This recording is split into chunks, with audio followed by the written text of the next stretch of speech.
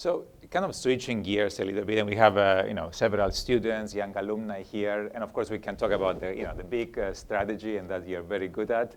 But in terms of fundamental skills, especially for students starting or about to start their career, and how do they get themselves, going back to your early Dell and Amazon years, what kind of advice, what kind of skills that actually will prepare you? And actually, I'm very clear. I want all of our students and alumni to become CEOs like you of Fortune 500 companies. So how do they get there, and what skills they need to work on right now? How they plan for the next 5, 10 years? If you can talk about kind of the basic skills that you need to have in this day and age.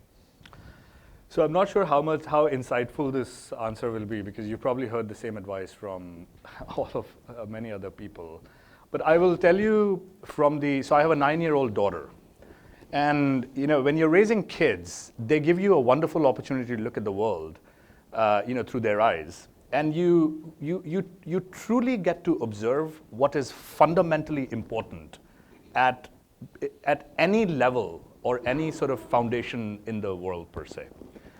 And that, if you can teach that at an early age, then I think the skill accumulation comes later. So let me start there.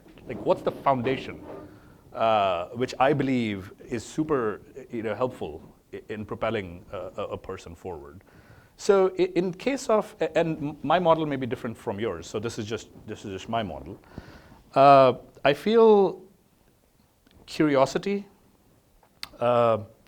critical reasoning, comprehension, confidence, and the ability to work hard, I think are the 5 most important basic platform skills, right? Curiosity, I don't need to expand on that. It's actually very difficult. When you look at a child, the questions that they ask and the whys that they ask, it makes you realize how stoic you've become in kind of appreciating and being enamored by just the little things. How stuck you are in a certain lane, and how difficult it is to learn new skills. I'll come to AI in 1 second, which is kind of the newest skill or the field that I would suggest all of us need to learn, lest feared being left behind. So that's one. So then when you have a strong platform built around these type of qualities, I think what comes is the ability to just amass experiences. That's been true for me. It may not be true for you, right? So you may say, I'm really good at finance, or I was really good at math. I really love math from an early age, and I just want to go down this field that allows me to compound the way that my value creation will essentially occur as I move along, if that's your ambition.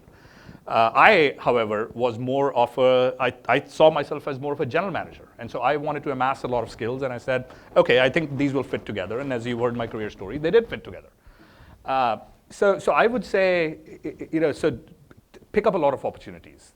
3, say yes to where people would say no. Like when I was taking this Chewy job, I found out later that probably over a dozen people had been approached for this role, and they said no to it, right? But I said yes to it. And now your decision path may be different, and this may not work for you, but say yes when most people say no. This happens a lot in organizations. People say they want something, they're ambitious, either they don't ask for it, or when the opportunity is presented, they have other priorities and other commitments. The last thing is figure shit out. Nobody cares about your priorities or your commitments. Nobody does. We support. As leaders of the organization, our job is to create an infrastructure and a system and a culture that supports each other, right? But you have to figure out your work priorities and your life priorities and all of that stuff yourself. Just take risks.